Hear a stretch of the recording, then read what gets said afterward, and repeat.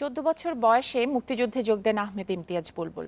আজিমপুরের গড়া গেরিলা দল সজীব গ্রুপ নিয়ে লড়াই করেন 2 নম্বর সেক্টরে। 2 দফা আটক হয়ে অমানবিক নির্যাতনের শিকার হয়েছেন। শহীদ মিনারে শ্রদ্ধা জানাতে এসে 71-এর সেই গৌরব গাথা সামনে আনলেন সহযোদ্ধারা। আজিমপুর কলোনি ও ওয়েস্ট এন্ড স্কুলের সহপাঠী মাহবুব মানিক আনামদের নিয়ে আহমেদ ইমতিয়াজ বুলবুলের সজীব গ্রুপ। সজীব চলে গেছেন আগেই। আজ প্রিয় সতীর্থ বুলবুলকে বিদায় দিতে সবার আগে কেন্দ্রীয় শহীদ মিনার প্রাঙ্গণে এসেছেন অন্য সদস্যরা। মুক্তিযুদ্ধে এই গ্রুপ নিয়েই 2 নম্বর সেক্টরে লড়াই করেছেন বুলবুল। 71-এ কুমিল্লা ব্রাহ্মণবাড়িয়া সড়কে হানাদারদের চলাফেরার খবর মুক্তিযোদ্ধাদের দিতেন তারা। এক পর্যায়ে ধরা পড়েন রাজাকারদের হাতে। বুলবুল এবং মানিক তিনজন একই সাথে ধরা পড়ে। ব্রাহ্মণবাড়িয়া জেল তারা ছিল অনেকদিন।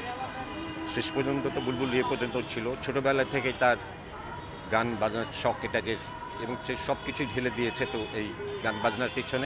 ইংরেজি জানতেন বলে পাকিস্তানিদের পক্ষে কাজ করার প্রস্তাবও পেয়েছিলেন তিনি। তবে সেই প্রস্তাব ফিরিয়ে দেয়ায় ব্রাহ্মণবাড়িয়া সেনা ক্যাম্পে অমানবিক নির্যাতনের শিকার হন তিনি সহ গ্রুপের 4 জন।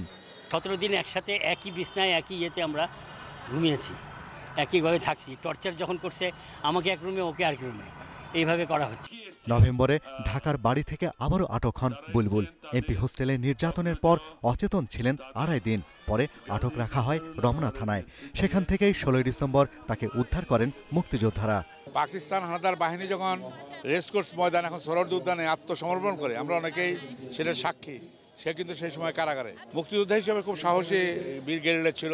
স্বাধীনতার পর মুক্তিযুদ্ধে বীরত্বের জন্য তাকে 1000 টাকার চেক ও একটি চাদর দিয়েছিলেন বঙ্গবন্ধু শেখ মুজিবুর রহমান। পরবর্তী প্রজন্মের জন্য সে চাদর আমৃত্যু যত্নে রেখেছেন 71-এর এই যোদ্ধা। Shahriar Anirban, independent news, Dhaka.